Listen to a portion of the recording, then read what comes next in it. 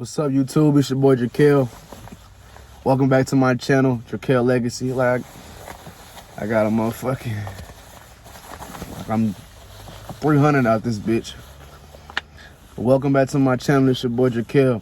Welcome back to my channel, Dra'Quel Legacy. And today's Dra'Quel time is going to be about my friend, childhood friend, close friend, still to this day, KP. So if you could, make sure you like, share, comment, and subscribe, y'all. Let's run them views and subscribers up. Without further ado, y'all, let's get into this Dra'Quel time. And I'm back with another upload. I'm just playing. Ain't shit, no lame shit. For real though, subscribe. So yeah, growing up with KP, it was cool, it was fun, it was everything you can think of, because it's like my little brother, like I said in a previous video, if you haven't caught up. It's like my little brother. This is TJ's cousin. And he's like my brother, cousin, whatever you want to call it. My homie, free KP. But yeah, growing up with KP, bro, it was a lot of, you know, good ass memories, a lot of fun times. But for starters, KP, growing up with him, he was the youngest out of all of us. It was him at the youngest, TJ, me, Malik, and whoever else would come around. So growing up with bro, it was pretty, it was cool. It was fun. When I say cool, I'm not just saying like it was cool. Like a motherfucker, you text me like, all right, cool. Nah, like it was cool, bro. Like it was laid back, chill, mellow, everything you think of. Basically in Hallville now. And so in Hallville, bro, all you really live and see to do is just, you know, see a lot of crime, see a lot of everything you can think of in the hood. Literally, we seen, been around, and etc. But yeah, growing up with bro, it was fun, it was amazing, it was good times, good memories, good moments, and hopefully one day, which he will, he gonna see these videos. By the time he get out, he gonna be great and straight, and he gonna have a plate. But nah, that was lame. No, I'm playing though. That dinner was a bar. But yeah, this shit made me look big as fuck, man. I ain't this big, y'all. It's just this motherfucker large. I really wear a medium, but this bitch pressure. But yeah, man, growing up with cuz, man, it was a lot of just, you know, a product of your environment. So it's like us day by day, all we really did was just adapt, adjust, you know, go through tests and go through a lot of situations with each other. But at first, coming up, me and KP wasn't eye to eye. I say that to say this. When I say we wasn't, you know, eye to eye, or we didn't see shit, we had differences and stuff, it's because he's the youngest. So obviously, if you got like a baby brother, baby sister, whichever, whomever, however you want to put it, you might be, you know, they can be kind of like stubborn. And I ain't saying like a bitch or no shit, like just stubborn. Hard-headed. That's the word, hard-headed. Not stubborn, hard-headed. Hard-headed. And going out with bro, he really ain't take no shit from nobody. He really stood 10 toes down no matter what the situation was, no matter what he faced and saw and went through. He stood tall. And it's like he's the baby. He's the youngest out of all of us. So he's the youngest, bro. And so, yeah, it be times, bro, you know, we'll get into little fights. I remember one time we fought. We was downstairs and we was arguing about some. We always argue, bro. Like, they can tell you, TJ and Malik, we always fucking argue, bro. Like, we argue so fucking much, bro. It was just like, bro, y'all niggas need a TV show. But yeah, we argue so much, bro, about the littlest shit, the most pettiest shit. Anything you could think of, bro, we argued about, bro. As little as motherfucking he might have some food or some shit. Or not even food. We gonna put food aside. Just petty shit. Like, just petty ass shit you can think of. Like, everything that's just petty and just lame cornball shit. But you kids and you live and you learn as you grow. And that's what makes y'all strong, you know. Y'all can argue and fuss and fight. And even fought a couple times. Like, I fought him the first time. I had kneed him in the stomach. TJ was down there. I kneed him in the stomach. He fell. We threw the hands and then shit. They made me go home type shit. But we got back cool every time. That's the farthest it got. The other time was when I had, in previous videos, I said he had the Hillies. And you know, he was skating around with his shit or whatever, and I threw his shit out of anger, threw the wheel, threw it over the fucking house, all the way in somebody's yard, because they so fucking light. They like, nigga, an ounce. Threw that motherfucker and it flew, and I had to go find it, which I never found it, but yeah, we got back cool after that. And yeah, pretty much all he did was just, he hooped. He played football heavy though. He was a football player. He was a heavy ass football player.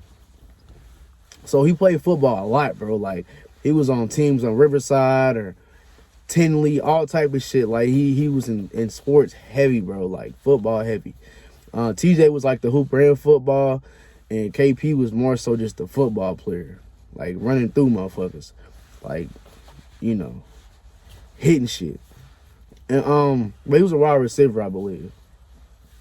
But yeah, I ain't never really get a chance to never like go to any of his games, unfortunately. Cause it kind of would like vary, you know, probably might have been a car situation, or he might have just kind of just went after school or whatever with his family. But yeah, I ain't never really went to his football games. We played football a lot together and shit like that. But yeah, he played football.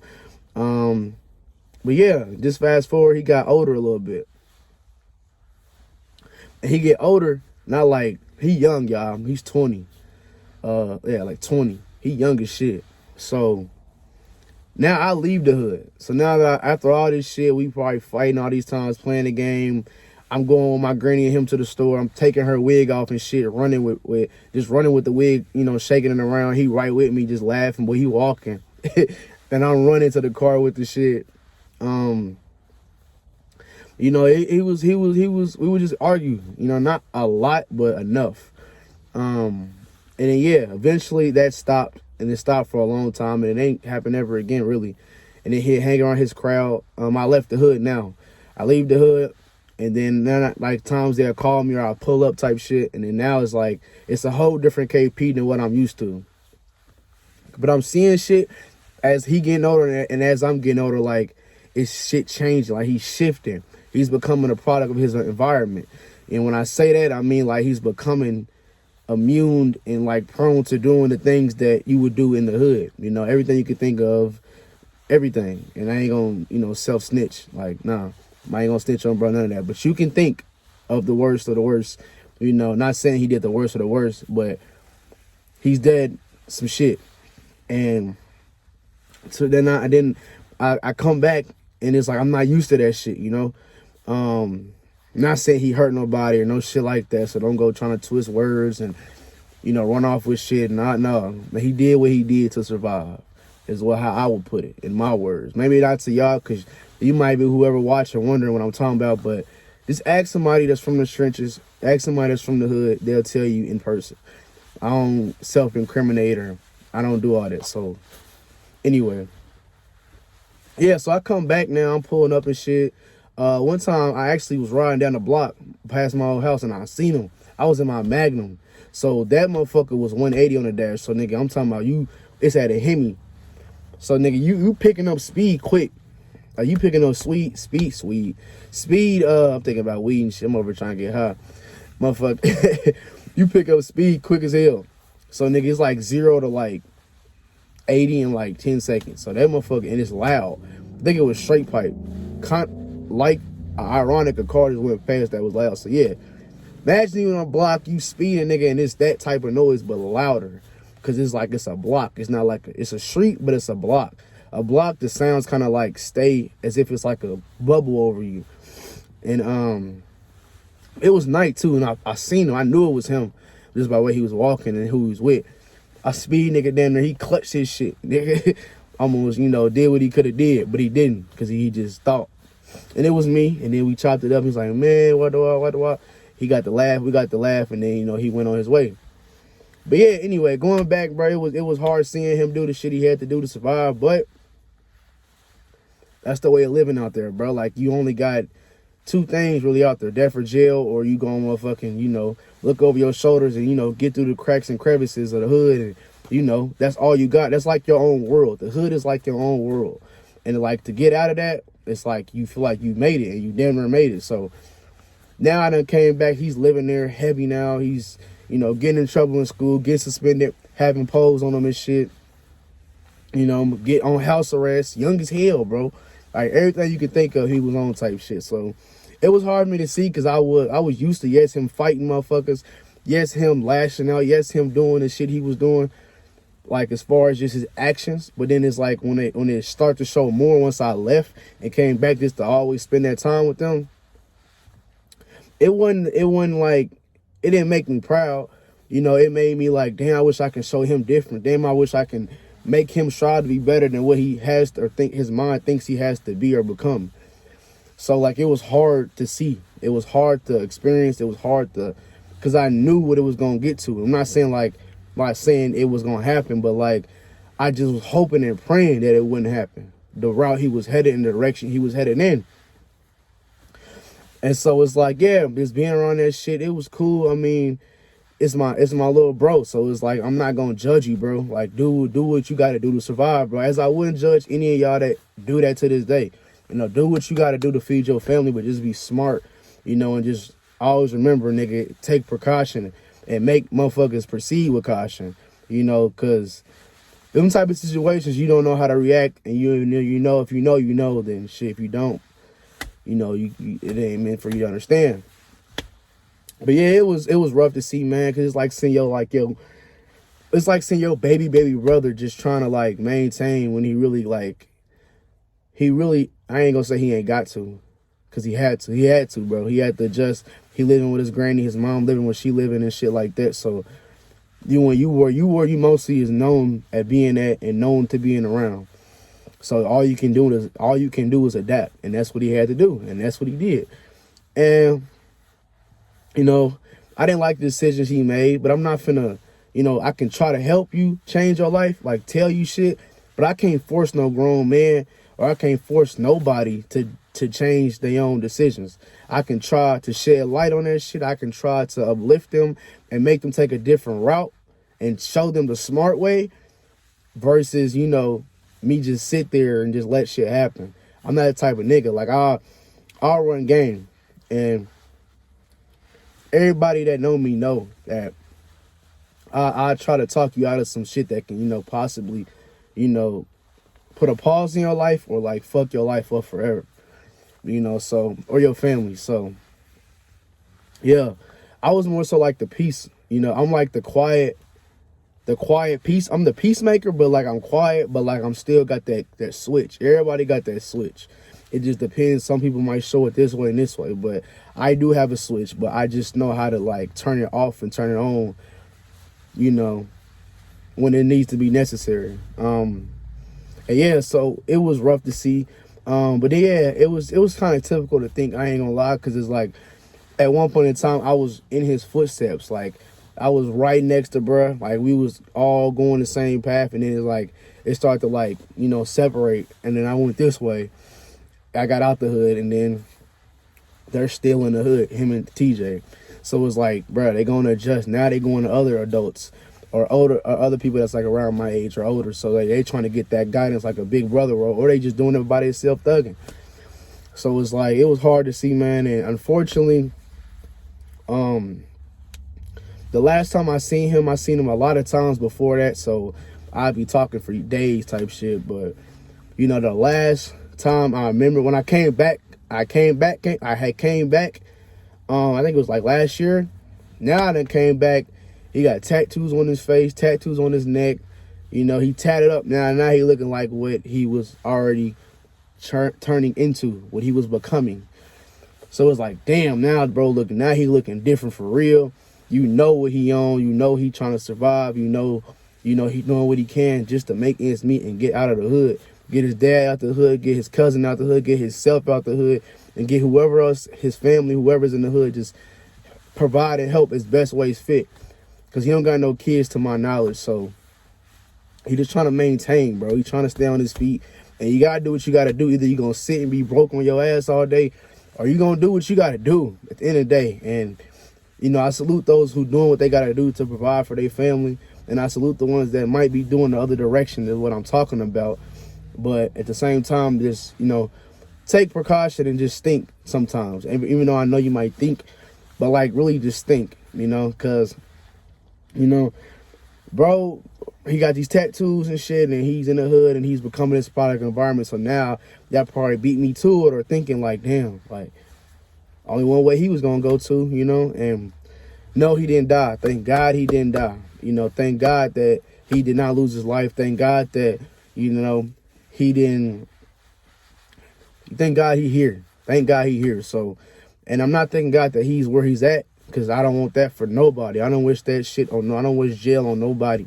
Not on my worst enemy. You feel me? We all supposed to be out here trying to make a way for ourselves and our family, and our kids and our future and shit like that. So, you know, I'm just glad he ain't lose his life, but he kind of lost his life because, you know, fast forward now, I come back. When I come back with he got the tattoos and shit.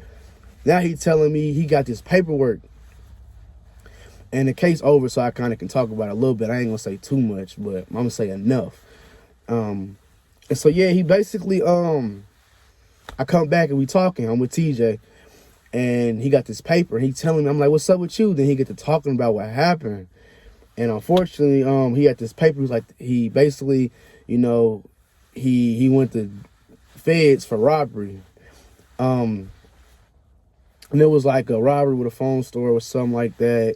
You know, I ain't gotta go into detail, but I'll just say he was there and whoever else was there. And long story short, he got told on. Him and his homie, his closest homie, got told on. So it's like he got told on, and KP like damn near did what he did to survive.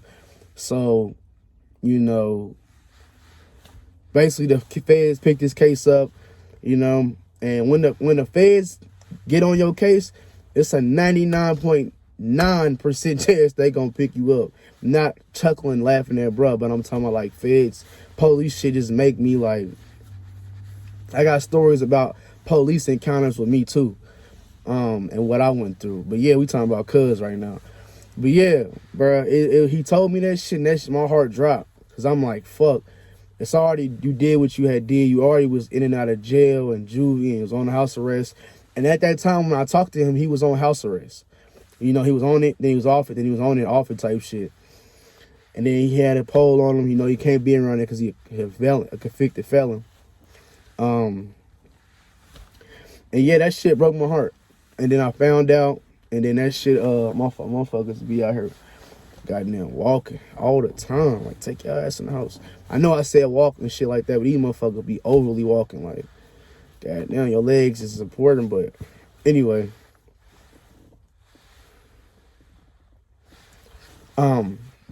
But yeah, the Fed shit. So when he told me that he was on house arrest and that shit fucked my head up, I ain't know what to do. I just was quiet. Then I asked him little questions about how was it for him when he was in jail and shit like that. And I actually had a dream about bro. That's the weird shit. Like, I would have dreams about bro, and when I wouldn't be around my people, my homies, my gang, them, my family, and I would tell TJ, like, let's just a little quick, you know, pause right quick on that. We don't come back to it, but I tell TJ, like, you know, I keep seeing KP, like, what's going on? And I'm always having dreams about, like, the hood, and KP and TJ and all of us doing shit or doing dumb shit, you know, but worse than what was before. And, but yeah, I had a dream about him, like, 2 days ago on, like, the 24th. And I was, in the dream, it's like he was coming out of the jail, not out of the jail, but like visitation. And he had the cuffs on his behind. He had his hands behind his back, and he had the shackles on. He was just talking to me in the dream, and he talking to me like he just looking down. He looking down. He telling me like, man, I ain't got nothing going on. Nobody help me. He in there fucked up. You know, he in there fighting. He in there trying to just maintain, even worse than out here when he was out here. And I remember in the dream, he just was like, he kept looking so sad. But yeah, it's just crazy. But yeah, then he tell me that shit about the paperwork and then the nigga that snitched on him, and how him and his homie got to go do more time because the nigga that snitched on him is free. And boom, yeah, they picked this shit up, and it's a 99.9% chance they gonna get you. And for some time, I was like, damn, I hope they don't really, you know, pick it up. but it was all on video, and the dude told it was too much evidence type shit. And they went on a chase and all type of shit that's just like, you feel me, it just shouldn't have happened like that.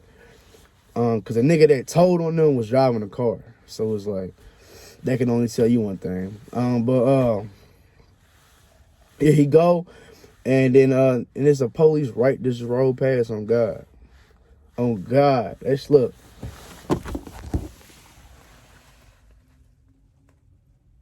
Oh my God, bruh. I cannot fabricate shit on bro. On bro.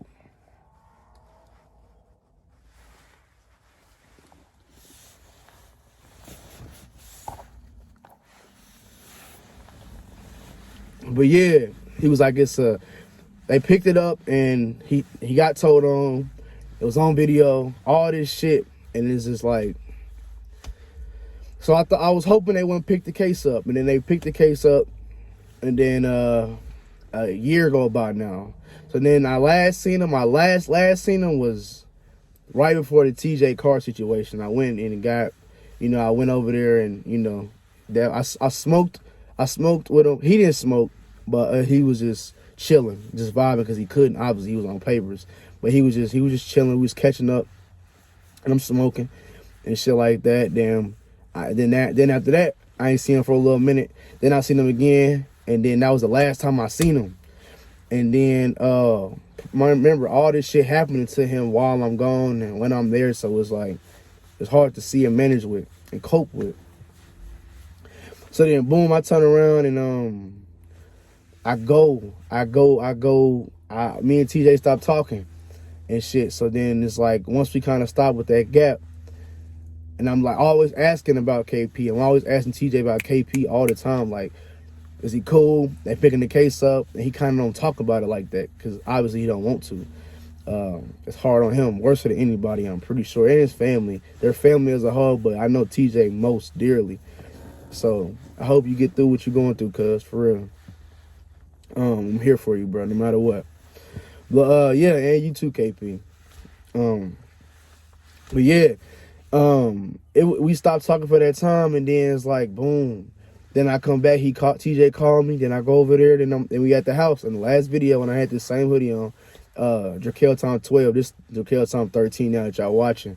But yeah, and he called me, I went over there, and I'm like, where KP? He like, he in jail. He went to the feds, and then he was telling me like low key, like, he going 7, but he might get out 5 for good time. So just hoping for the best, man. Hopefully lesser than that, but he got told on all this evidence and shit. And it's like, that's a real touchy subject because being bro was childhood sandbox niggas too. So it's like, that shit hit home. And still to this day, I think about it every day. And then that dream I just had recently, like on the 4th to the 24th, it kind of, yeah. So, I hope cuz get through what he going through, which, I pray he do. And I know he will, bro, because he's strong, man. He young, he a hothead, he's stubborn, he don't listen at times, but he's smart. At the end of the day, he is smart. And don't think, oh, you're contradicting yourself or contradicting him by saying he did what he did and then he's smart. No, he just had to do what he had to do. He's smart. He gonna sit around his ass all day hoping somebody come give him something. No, he had to do what he had to do to survive. So, take it with a grain of salt. If you don't like his shit, I don't know what to tell you. You can watch the next story time. But yeah, like growing up with him though, it was a lot of basketball, a lot of football. He was on a football team, Riverside and other schools like that. He had the, then he started, I started coming, I already was seeing signs though.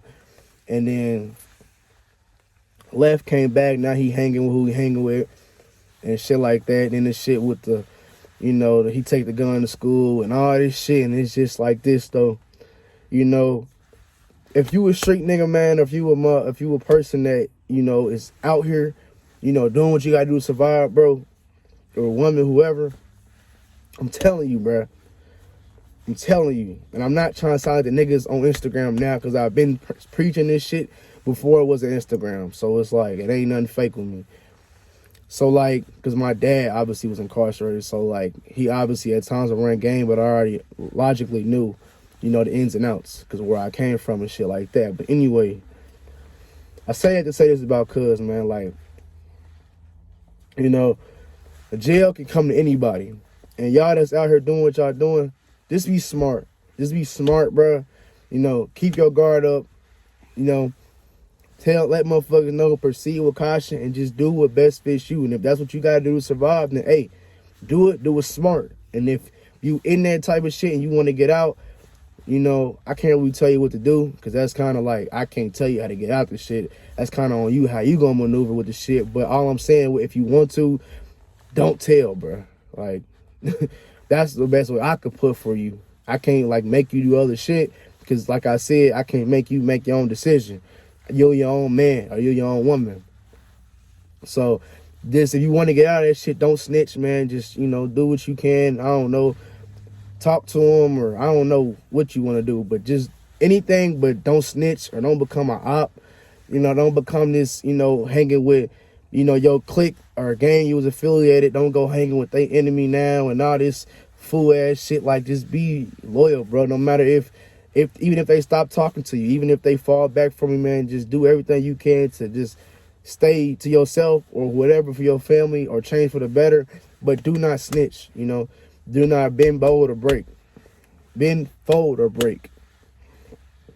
Excuse me. But, yeah. And if you're going through it now, man, you got a family member that's incarcerated, or friend, you know, pray for them and talk to them, man. You ain't always got to give them money, just talk to them. You know, see how they doing, and then just connect and just, you know, try to make them uplifted. Because like I said in previous videos, and I'll say now, they going through it worse in there than we are, any of us out here. You know, best and believe. So just try to be that voice of reason. Try to be that guidance. Try to be that listener too, you know, and just understand and try to help them as best ways fit possible, so they can get through that situation, and you can, and y'all both can get through that situation together as a whole. Friend, family, whatever you want to call it, so y'all all can be good at the end of the day. So when that person come home, or if they don't, you know, regardless of the situation, just be there for them through all the time. While they here, or while they there, or when they get out, be there, man. Be the same way you was to them when they was out, and the same when they in, you know. So, I ain't gonna talk your head off, man. That's KP. That's KP. So I hope y'all was listening to the good, you know, us chilling, us hooping, the memories, you know, playing football, watching him. We fighting about little petty hillies and fighting hands up and shit like that, or, you know, he's still in his granny Pepsis and shit because he thirsty. It's hot in that motherfucker, or, you know, him even splitting splitting food with me, or me splitting food with him, or him splitting food with TJ, you know, or his dad cooking for us and shit. You know, it might be so much or so little. So, you know, just cherish your people while they're here. Don't wait till they gone and then try to show them fake love and shit. Just be real, bro. How they was when you was in their face, be real, and really be real, and be real when they out your face if they go to jail, or, you know, even worse than that. But I pray that your person you watching, or if you going through it and you watching from a jail, you know, wherever, however you may be seeing this, and if you got somebody going through that, or if it's vice versa, you going through this type of shit like jail, you know, stay strong, and your people, hope they be strong, you be strong with them, y'all be strong together, man, and just, you know, be loyal. And like I say, I'm gonna say, as you grow, I grow, and as I grow, you grow. It's your boy Dra'Quel from Dra'Quel Legacy. Make sure you like, share, comment, subscribe. Love y'all. Thank y'all. Appreciate y'all. You know, let's get them subs up, likes up, views up. And all people that's in them type of situations in jail, prison, feds, they're not bad people. They got talent too. They can rap, they can tell stories, they can do all this, they can do real life shit. And that's where they at, because they real as fuck. Just being real. They realer than most motherfuckers out here y'all see today. You know, but that's another story for another day. But it's Dra'Quel from Dra'Quel Legacy. That's story time 13 about my homie, my cuz, my little bro, KP. Free KP, man. Free KP out the chain gang. Make sure you like, share, comment, and subscribe. And as you grow, I grow. And as I grow, you grow. It's your boy Dra'Quel from Dra'Quel Legacy. Love.